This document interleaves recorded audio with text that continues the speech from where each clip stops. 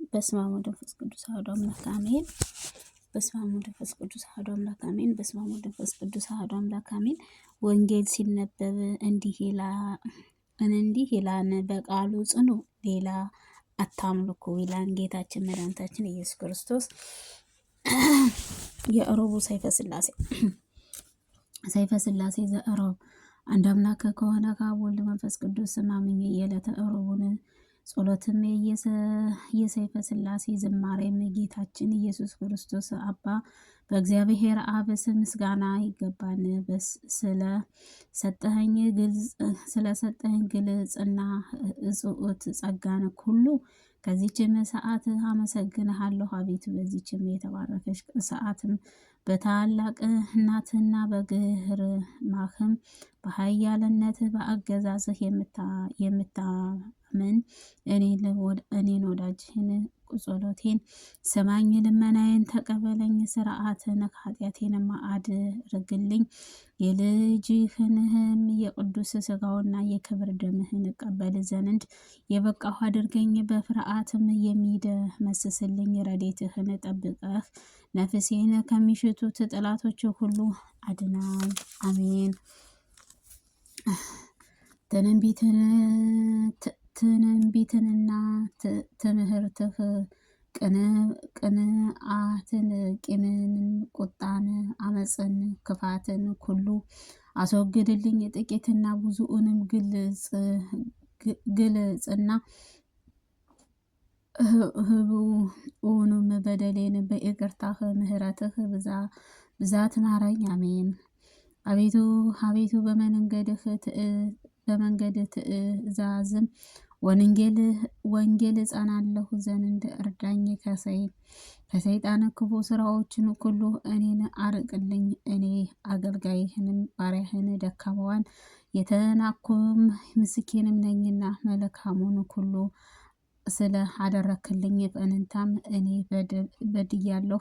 ሀብተ ጸጋንም ስለሰጠኸኝንም ፈንታም ኃጢአትም ሰርቻለሁና አንተ ግን ታገስከኝ። እኔም ተመለስኩኝ፣ በቀናሁ መንገድም መራሁኝ። እነሆ ዛሬም ተሳስቻለሁኝ፣ ይቅርታህንም ብዛትም እለምንሃለሁ እማልድሃለሁ።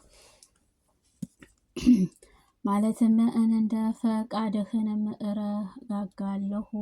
በረድኤትህም ጥላ ውስጥንም ጎዳናዬንም በሰላም ፍቅርህን ምራኝ። ምግባርህንም ሰናይት እንድወድም ምግባርህንም ከይሲ እንድጠላም የይቅርታህን ምሕረትህንም ይርዳኝ።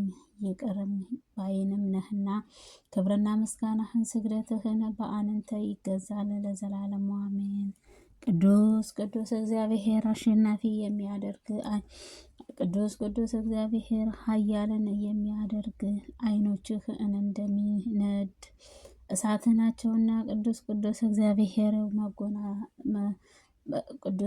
እግዚአብሔር ጸጉን እንደ በረዶ ነጣ፣ እንደ ሰርዶንም ሊያስድም ደስም የሚያሰኝ እንደ አናቁት የሚያበራ ነው። ቅዱስ እግዚአብሔርንም በእሳት አጥርም እየተተከለ የመቅደሱንም ዙሪያም ነው።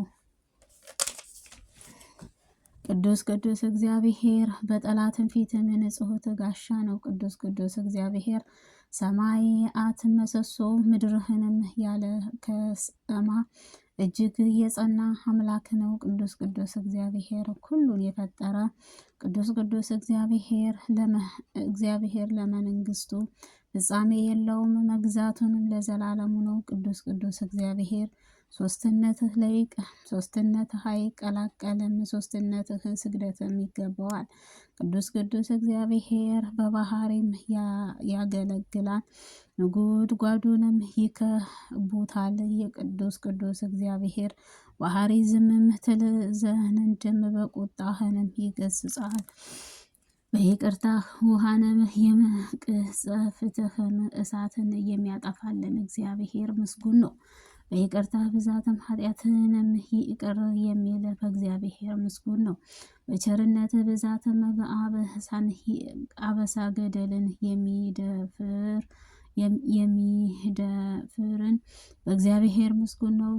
በትዕግስቱንም መጋረጃ የሰውንም በደልም የሚሰውርም የእግዚአብሔር ምስጉን ነው። ምስጋናህም እርሱ ብቻ አገዛዙንም በሶስትነትህ ለአንድነቱም ክብር ለከ ሀዲኡንም ላይንም ለመንግስቱን ስግደትህ ለመለኮት ይገባሃል ለዘላለሙ አሜን። ሰማይና ምድርን ባህር ሁሉ የፈጠረ ለመለኮት አንድ ነው ብለሃን። በጨለማ የለም አዳምህንም የፈጠረ መለኮቱም አንድ ነው። ነገር ግን ሶስትነቱንም ሲያጠይቅም ሰውንም አርያንም እንደ ምሳሌም እንድፈጠርም አለ አንድነቱም ሲያስረዳም አዳምን ከእኛም አንዱም ኮነ አለ። ዳግመኛንም ሶስትነቱም ሲያጠይቅንም ከባህርም ያን ቋንቋ እንገልጥም ዘንድ ኑ እንውረድም አለ። ከሃዲውንም መለኮት ሳይናወጥም ሶስት አረጋውያን መስመውን አባታችን አብርሃምን ቤትም በእንግድነት የተገለጸውንም ሥላሴ ናቸው። ከሐሳውያን ይልቅ ያዕቆብንም መግባአትም የወደደም ብርሃንን መሰላለም ሳይም ከሆነ በተገለጸው መለኮትህ ምስጋና ይገባል። ለመሰላለህንም የሚያበራ መለኮትህ በውስጧንም አደባባይንም የንጽሕት አዳራሽ ድንግል ማርያም ምሳሌ ናት። እርሷም ስግደትንና መንግስትን ክብርነትን ሞገስን በሰማይ በምድር ባለሟልነት መቀለይንም ይገባል ለዘላለሙ አሜን። የሰው ልጅንም በእግዚአብሔር ልጅ ነው ብሎ የተናገረው ለመለኮት ምስጋናው ይገባዋል። ይሁድ አንበሳም የተባለ መለኮትህ ምስጋና ይገባዋል። በዮሴፍ ስጋ ለተመገበውን መለኮት ምስጋና ይገባል። 12ቱንም የያዕቆብ ልጆችንም ከመከራ እቶን እሳትን በጽኑም ኃያልህ በታላቅም ክንድህም አወጣኸው። መለኮትህ ምስጋና ይገባዋል። በአሕዛብህ ክብርም ይታመናሉ። ማዳንህን በሥላሴ ስም ማዳኔንም ለትውልድም ትውልድ ነው እንዳለውም አብም ክንዱ ወልድንም ነው። እጾህት ጣጦስም አጠገብም በነዳ እሳትም መሃልም በነቢያትንም ሙሴ ለተገለጠው በእግዚአብሔር ምስጋና ይገባል። ይህንንም ፍጹም ባህሪም አምላክ የሆነ አንጸባራቂ እሳተ ብርሃንን ወልድንም በመባሉም ከባህሪ አባቱ በእግዚአብሔር ከባህሪ ሕይወቱም እግዚአብሔር መንፈስ ቅዱስ ያንስም አብም አካልም ቃሉ ከወልድም በእግዚአብሔር ወልድንም በባህሪ አባቱም እርሱ እግዚአብሔር አብ ለመለኮቱም ፍጹም እሳትም ነው። አብም በመለኮቱ ከእግዚአብሔር ወልድንም እግዚአብሔር መንፈስም ቅዱስ ይባላል። ወልድንም ከባህሪም አባቱ ከእግዚአብሔር አብ በባህሪ ሕይወቱን እግዚአብሔር መንፈስ ቅዱስ አያንስም። መንፈስ ቅዱስን በተባለ አካሉም ሁለተኛውም ፍጹም እሳትም የሆነ አብም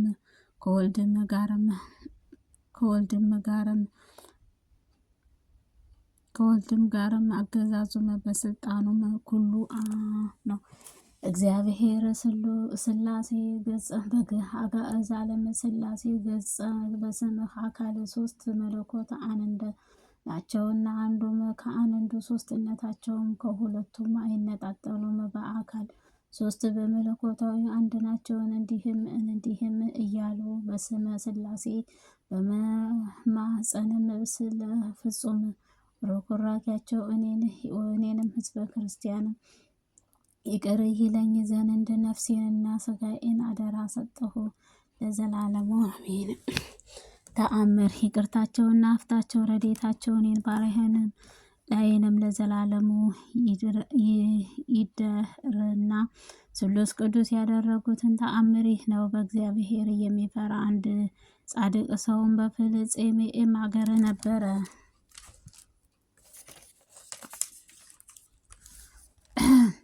እርሱም የቅዱስ መጽሐፍ የጻፈው ችሎታውንም ነበረ። በመጽሐፉ አዋቂዎቹንም ከሌሎችም ጸሐፊ ሁሉ በጣም ብልጫም ያለው ነበረ። በዕለታት በአንድ ቀንም በበጎ ስራውንም እየተደነቀ አንድ አገር ገዥም መጥቶ አንተ ደገኛ ከሆነ ከወንድሜ ሆይ ክብሩ የሆነው በሰይፈ ሥላሴ መጽሐፍ ትጽፍልኝ ዘንድ ወደ አንተ መጥቻለሁ በማለት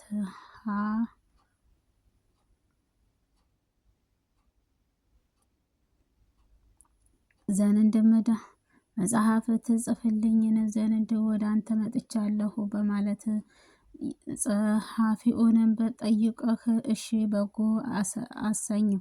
መጽሐፉንም የሚድንበትንም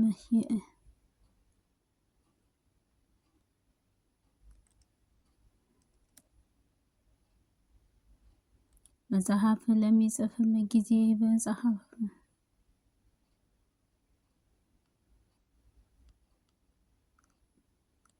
መጽሐፍ የሚጽፈው ጊዜንም በአጻጻፊው ስሉስ ቅዱስ ደስ ለማሰኘትንም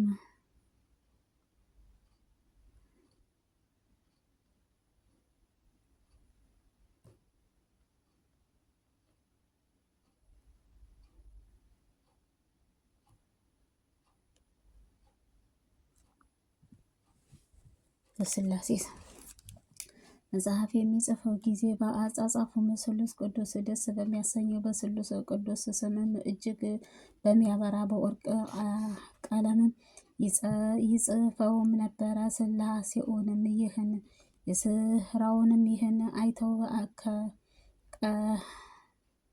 አይተውንም ቀጥሎም ሳለም ከዚህም ዓለም በሞት በተለየ እነሆ በመለኮቱ ክንፋቸውን ዘርግተው ይህንን መጽሐፍ ነፍስንም ለመቀበልም ወደ እርሱ መጡ።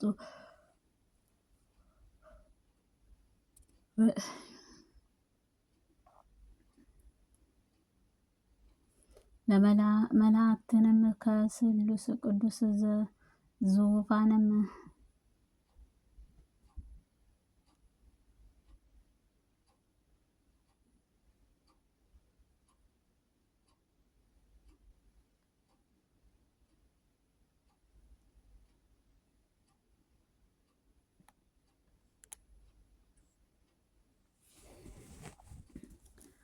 እነሆ መላእክትም ክንፋቸውን ዘርግተውንም በዚች መጽሐፍ ነው በመቀበልም ወደ እርሱ ወጡ። መልአክም ከስሉስ ቅዱስ ዙፋን ባቀረቡትም ጊዜ በሰማይና በምድርም ገዢዎችንም ስሉስ ቅዱስ እንዲህም አሉ።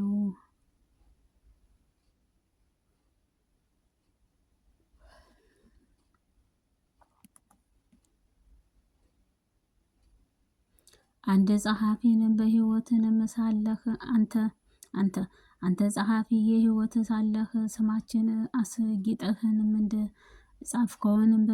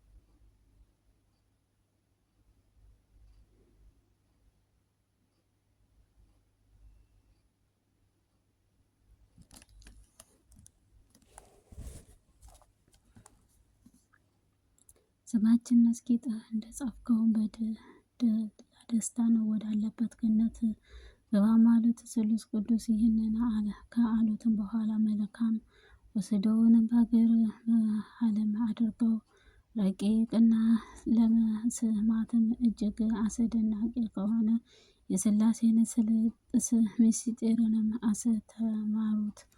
ዳግመኛም እንዲህም መላእክትም አንተ ጸሐፊ ሆይ በወርቅ በዓለም ላይንም የጻፍከው ወንድም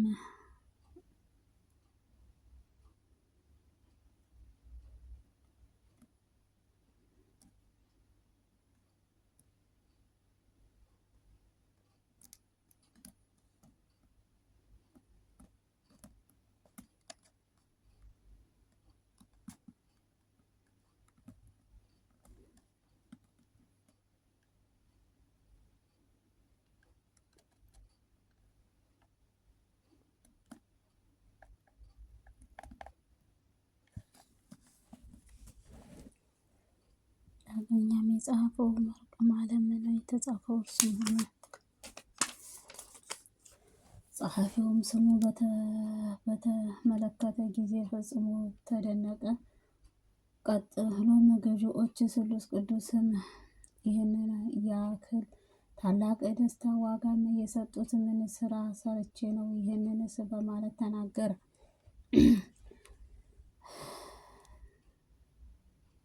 ስሉስ ቅዱስ አንተ መልካም ጸሐፊ ሰው አንተ መልካም ጸሐፊ